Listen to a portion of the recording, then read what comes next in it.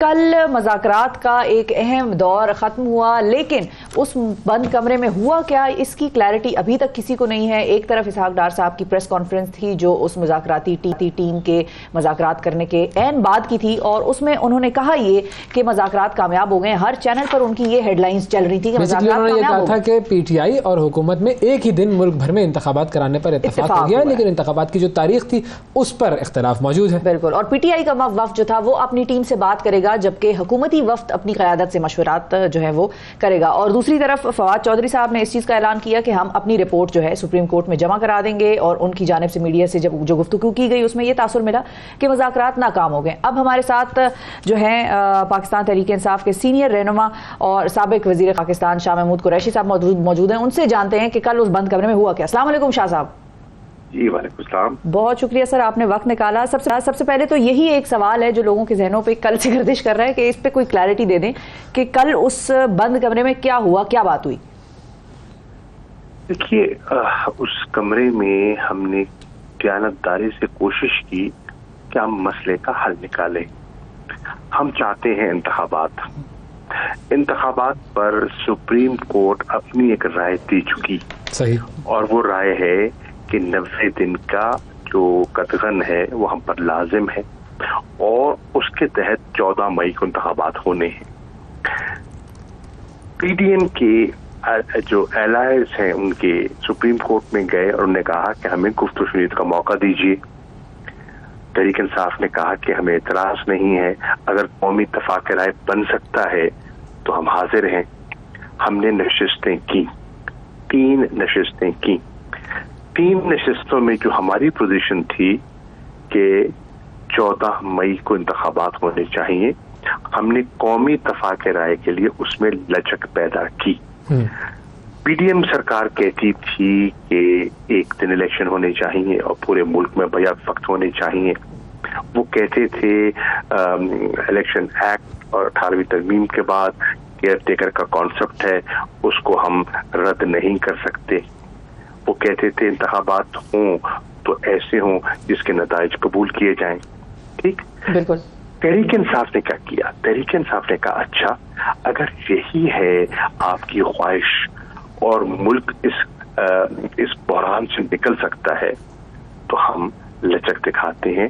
ہم ایک دن کے انتخابات پر ہم نے آمادگی ظاہر کر دی۔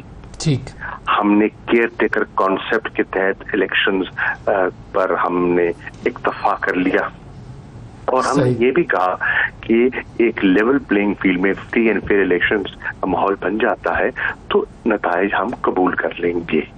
ٹھیک، اب بات بنی کہ یہ اسمبلیاں ڈیزولو کب ہوں اور نیا الیکشن تاریخ کیا ہو۔ اس پر ہم نے یہ کہا کہ ہم اس لچک کے بعد کہہ رہے ہیں مزید تاخیر انتخابات کی اور فریش مینڈیٹ کی ملک کے مفاد میں نہیں ہے۔ یہ پولیٹیکل جو انسٹیبلٹی ہے، انسرٹنٹی ہے، وہ ہماری معیشت کو متاثر کر رہی ہے۔ آپ بجٹ کی بات کر رہے ہیں، بھیا اکنامک اسٹیبلٹی ہوگی تو اکنامک ریوائول ہوگا۔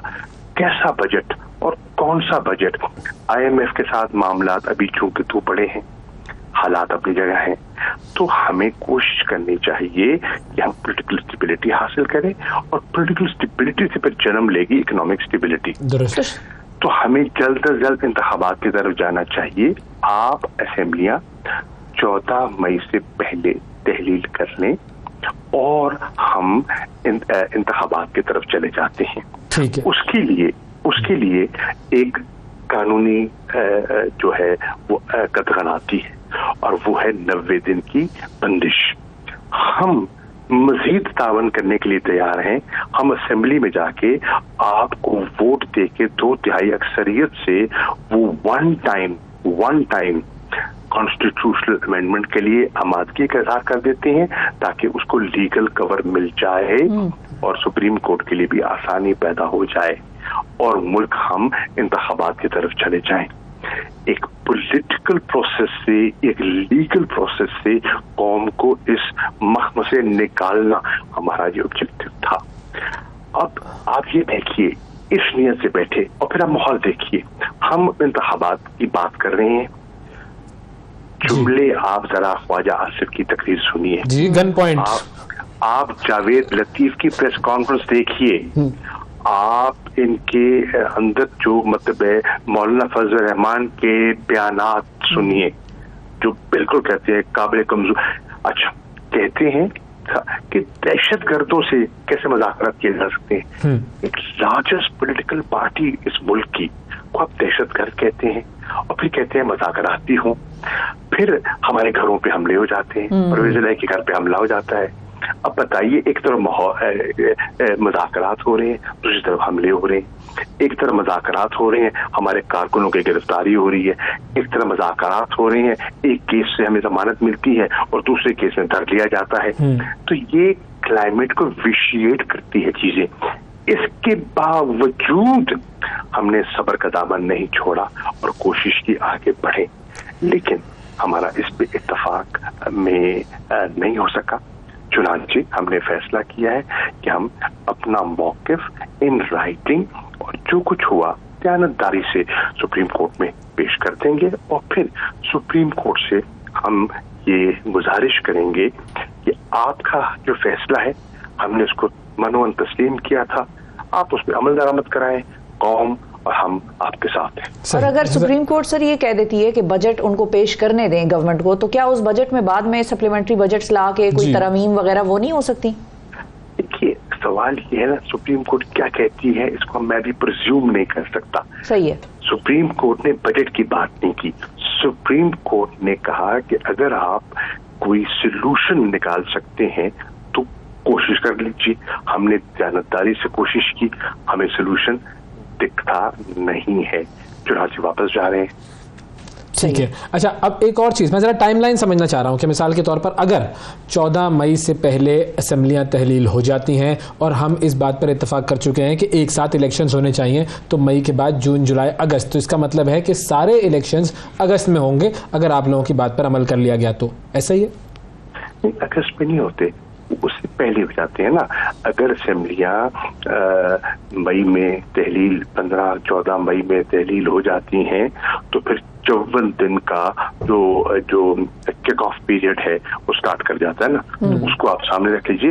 تو یہ آپ سمجھیں جولائی میں, جولائی کی کوئی تاریخ بنے گی, ایگزیکٹ کیلکولیٹ نہیں کر سکتا, 11-12 جولائی تقریباً سم ویئر دیئر یہ بنتی ہے. اوکے, ٹھیک ہے. اچھا, اب اس کے اوپر ایک اور چیز بھی ہے کہ جب جولائی میں الیکشنز ہوں گے تو پنجاب اور کے پی والے الیکشنز بھی جولائی میں ہی, یہ بھی یہی آپ لوگوں کا پروپوزل ہے, اور پھر سندھ اور بلوچستان کا کیا ہوگا؟ وہ ساری تحلیل ہو جائیں گی نا. جب اسمبلیاں تحلیل ہوں گی تو اس میں سندھ قومی اسمبلی اور بلوچستان کی بھی تحلیل ہوں گی نا. ٹھیک, صحیح. پنجاب اور کے پی کی تو ہو چکی ہیں. جی جی جی جی, صحیح ہے. میں یہی کلیریفیکیشن ہونا نا بھیا. ٹھیک ہے, صحیح ہے. اور وہی دوبارہ پھر وہ سوال آئے گا کہ درمیان میں اگر الیکشنز جولائی میں ہوں گے تو پھر وہ بجٹ کی ڈیٹ آ جائے گی کہ بجٹ پیش ہونا ہوتا ہے, تو پھر اس کا کیا ہوگا؟ بجٹ اگر پیش نہ ہو تو وہ تو کچھ نہیں ہوتا. مطلب میں وہ سمجھنا چاہ رہی ہوں کہ لاء میں کوئی ایسی چیز نہیں ہے کہ بجٹ اس ڈیٹس کے اندر اندر پیش کرنا. کوئی نہیں ہے, کوئی ایسی رکاوٹ نہیں ہے. بجٹ پیش کیا جا سکتا ہے, بعد میں بھی ہو سکتا ہے. بالکل نہیں, جو کیئر ٹیکر سیٹ اپ ہے وہ بھی کر سکتا ہے. اچھا, اوکے. شاہ صاحب, 2 چیزیں تھیں جو کہ میں پوچھنا چاہ رہا تھا. پہلی چیز تو یہ کہ نارملی یہ ہوتا ہے کہ آپ فی البدی گفتگو کر رہے ہوتے ہیں, کل آپ نے جو ہے وہ کچھ پرچی سے کچھ پڑھا اور سوالات کے جوابات بھی نہیں دیے, تو بہت سارے لوگ جو ہیں وہ اس پر چیمگوئیاں کر رہے ہیں, تو یہ کیا معاملہ تھا؟ دیکھیے, چیمگوئیاں تو کسی کو کوئی روک نہیں سکتا, لیکن میں ایک پولیٹیکل آدمی ہوں اور میں نے یہ پروپوزل ان کے سامنے رکھا تھا. میں کچھ چیزیں اینٹیسپیٹ کر رہا تھا اور اس اینٹیسپیشن کے مطابق میں نے اپنے جواب مرتب کیے تھے کہ اگر یہ ہوتا ہے تو یہ ڈائریکشن ہوگی, اگر یہ ہوتا ہے تو یہ ڈائریکشن ہوگی. ٹھیک ہے, میرے پاس دونوں رخ تھے تصویر کے, اور میں نے اپنے آپ کو مینٹلی اس کے لیے تیار کیا ہوا تھا. بالکل ٹھیک, صحیح ہے, بالکل ٹھیک ہے. اچھا, دوسری چیز ایک عمران خان صاحب کا بیان ہے جو کہ میڈیا پر بہت زیادہ گردش کر رہا ہے اور اس پر خیر ظاہر ہے جو پی ڈی ایم والے ہیں وہ بھی بڑی باتیں کر رہے ہیں. خان صاحب نے کہا کہ جی باجوہ صاحب نے ہمیں لال بتی کے پیچھے لگایا ہوا تھا, 2 بار جو ہے وہ اسمبلیاں توڑنے کا کہا, حسین حقانی صاحب کی طرف سے سازشیں کروائی گئیں, اور پھر اس کے بعد آپ جانتے ہیں پی ڈی ایم میں پھر وہ مریم اورنگزیب صاحبہ نے بھی کہا کہ جی باجوہ صاحب نے آپ کو ٹرک کی بتی کے پیچھے لگایا ہوا تھا, آپ نے قوم کو ٹرک کی بتی کے پیچھے لگایا ہوا تھا. تو یہ اتنا زیادہ اب جو باجوہ صاحب کے اوپر بات کر رہے ہیں عمران خان صاحب, اس وقت اتنی زیادہ ڈفرینسز ڈیولپ ہو گئی تھی ان کی اور اتنا زیادہ وہ انوالو تھے, تو یہ تو معاملہ کچھ صحیح نہیں ہے. دیکھیے اب آپ ایک اور ٹاپک پہ چلے گئے ہیں. جی جی, وہ ایک علیحدہ موضوع ہے اور اس پر میرے ویوز ہیں, بڑے کلیئر ویوز ہیں, لیکن اس کے لیے آپ ایک علیحدہ نشست کیجیے. چلے ٹھیک ہے sir, thank you sir, so nice of you, بہت شکریہ آپ نے وقت دیا. ہم علیحدہ نشست کریں گے. ہمارے ساتھ شاہ محمود قریشی صاحب موجود تھے جو کہ بات کر رہے تھے مذاکرات کے حوالے سے.